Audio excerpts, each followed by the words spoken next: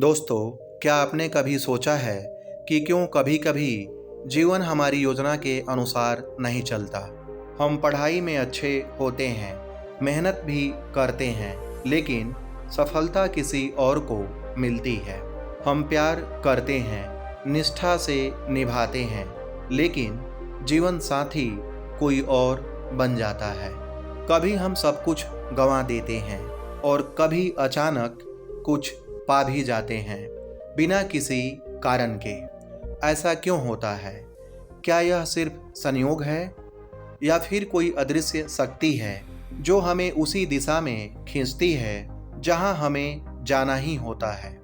भारतीय दर्शन इस शक्ति को कहता है प्रारब्ध, यानी जो पहले से बोया गया है और अब फलना तय है।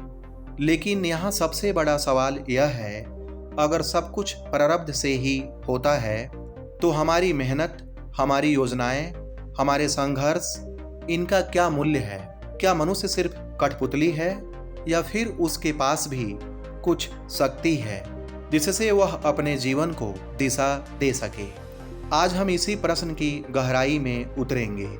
हम विज्ञान की दृष्टि से देखेंगे, दर्शन की दृष्टि से समझेंगे और जीवन के उदाहरणों से जानेंगे कि प्रारब्ध असल में क्या है।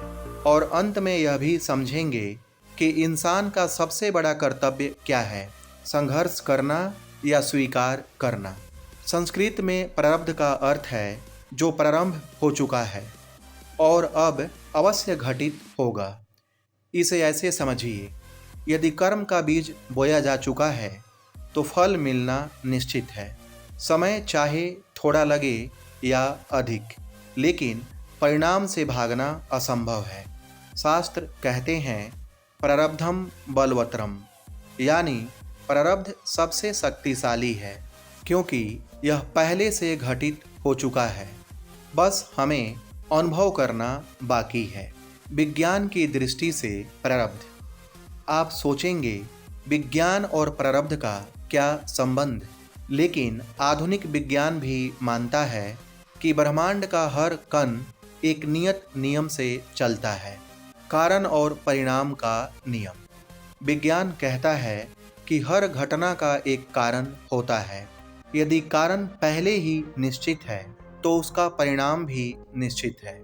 ठीक वैसे ही हमारे पिछले कर्म ही हमारे आज और कल की दिशा तय करते हैं। क्वांटम फिजिक्स और संभावना। वैज्ञानिकों ने पाया कि हर कण अनगिनत संभावनाओं में से एक रास्ता चुनता है, लेकिन जैसे ही निरीक्षण होता है वही संभावना वास्तविकता बन जाती है। यही प्रारब्ध है। अनगिनत संभावनाओं में से वही घटेगा जो आपके हिस्से का है। डीएनए और जीवन पथ। हमारे शरीर का हर कोशिका एक ब्लूप्रिंट लेकर आता है।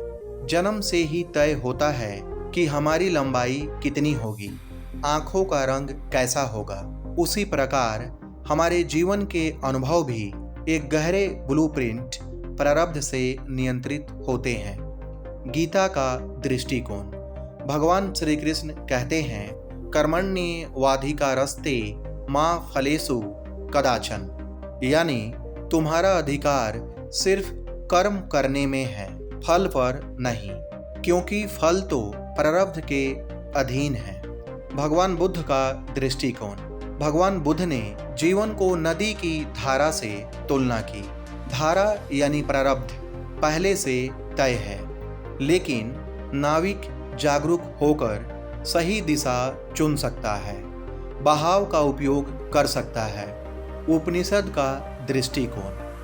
आत्मा पूर्णतः स्वतंत्र है, लेकिन शरीर और मन प्रारब्ध के बंधन में है।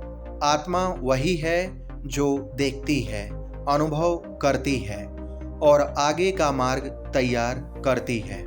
उदाहरण से समझते हैं, जैसे किसान ने गेहूं बोया है तो गेहूं ही उगेगा, यह प्रारब्ध है, लेकिन अगली बार धान बो सकता है, यह वर्तमान कर्म है। कई बार अचानक बीमारी या दुर्घटना होती है जिसे टालना संभव नहीं, यह प्रारब्ध है।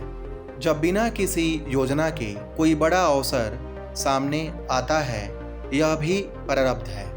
आज की भाग-दौड़ भरी दुनिया में हम सोचते हैं कि सब हमारे नियंत्रण में है, लेकिन जब अचानक कोई अप्रत्याशित घटना घटती है, तब समझ आता है कि जीवन हमारी योजना से नहीं, बल्कि किसी गहरे प्रारब्ध से चलता है। फास्ट लाइफ का भ्रम है कि हम समय को नियंत्रित कर रहे हैं, लेकिन सच यह है कि समय हमें नियंत्रित कर रहा है। हमारी गति चाहे जितनी भी तेज हो, प्रारब्ध अपने समय पर ही घटनाएं घटाता है। दोस्तों, प्रारब्ध को अंधविश्वास मत समझिए। यह विज्ञान का नियम है, कर्म का फल है और जीवन का गुप्त ब्लूप्रिंट है। हम जितना भी भागें, जितना भी सोचें, अंततः वही होता है जो हमारे जीवन पथ में लिखा है। लेकिन इसका अर्थ यह नहीं कि प्रयास व्यर्थ है।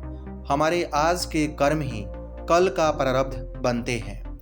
इसलिए संघर्ष करें, लेकिन स्वीकार भी करें। मेहनत करें, लेकिन परिणाम का अहंकार मत रखें। जीवन को नदी माने और खुद को नाविक।